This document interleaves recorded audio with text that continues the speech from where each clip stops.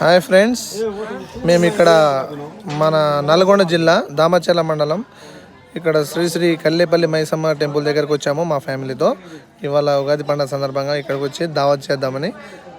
So మా బామర్ది గారు కూడి మేము ఇక మేకని సో అమ్మవారికి మొక్కుకున్నాం అనమాట.